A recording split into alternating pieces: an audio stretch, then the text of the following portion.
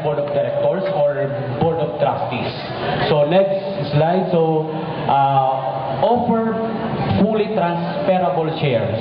So kasi nga, kumbaga, dito sa REIT, meron tayong mga shares. Yeah? So meaning shares of stocks. So for example, kumbaga, this particular individual ay gusto niya mag-join dito sa REIT, bibili siya ng share. So paano sa stock market? Bibili ka ng stock. So para kumbaga lumago yung pera mo, bili ka ng stock. Yeah? So and then kumbaga yan ay kumbaga nandun sa mga businesses na kumbaga kumikita, diba, na income generating business. And then afterwards, kumbaga pagdating for example ng time, so magkakaroon ng interest yung pera mo, magkakaroon ka ng dividends. Okay, so next. So have at least 100 shareholders. So kumbaga kailangan 100 shareholders, merong ibig sabihin this is a stock corporation. So pinagbebenta mo yung mga stocks sa mga shareholders. So meron kang mga part owners. So next slide. So pay dividends of at least 90% of REIT's taxable income. So meaning the tax that is being exempt by the government, by this REIT's company, should go to the shareholders. So meaning the 90% should go to the shareholders.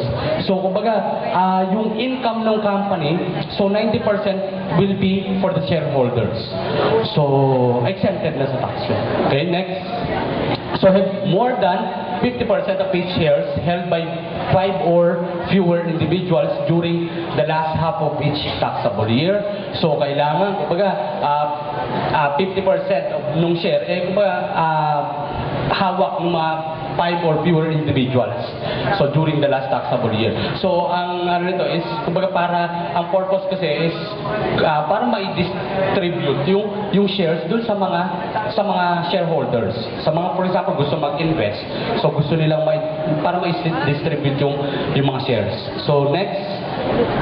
So have at least 75% of total investment assets in real estate. So meaning your company must engage, di ba, in real estate business. Like ano yung mga real estate business? Like for example, establishment of buildings, so construction of buildings, construction of different, for example, condos, so hospitals, so tourism facilities like hotels, restaurants. So anything na nagtatayo ka ng building, so pwede kang sumali sa REITs. Or, for example, ginagamit mo, for example, yung buildings para, for example, meron kang condo. So, pinaupahan. So, income generating real estate.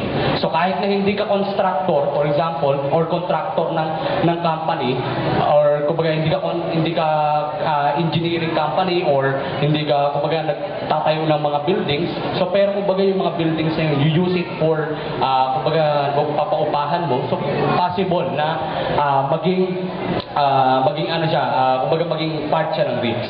So hindi siya nakalimit doon lang sa yung mga, for example, magtatayo ng building, so contractor, so hindi gano'n. So kumbaga kahit na yung kumbaga hindi ka contractor pero kumbaga pinupumpahan mo yung building, halimbawa yung building mo is kumbaga isang condo, isang restaurant, isang tourism facilities, isang medical facilities, since kumbaga Philippines nag-aano siya na kumbaga nag-i-aim siya na maging kumbaga ma-promote yung medical tourism, so kumbaga possible na maging part ng REITs yan.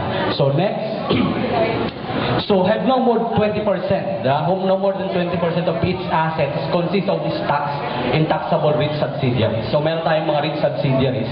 So meaning kumbaga part din siya nung REITs company. So dapat hindi siya lalampas sa 20% ng assets ng mga stocks. So next. So derive at least 75% of gross income from rents or mortgage interest. So yun. So yun ang sinasabi ko, class. Guys, so pwede maging, kumbaga, nagpaparenta ka, so part ka rin ng REITs. Kung halimbawa nagpapautang ka dun sa mga real estate developers, part ka rin ng REITs. Okay? So next. So management. So the management in REITs, guys, it's not kumbaga it's not the management wherein they go into dun sa kumbaga sa managing. Talagang kumbaga hindi sila focus. So REIT managers must be passive.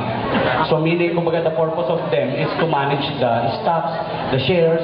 So pero kumbaga they could not give direct command, diba, dun sa mga tao, dun sa mga shareholders. So REIT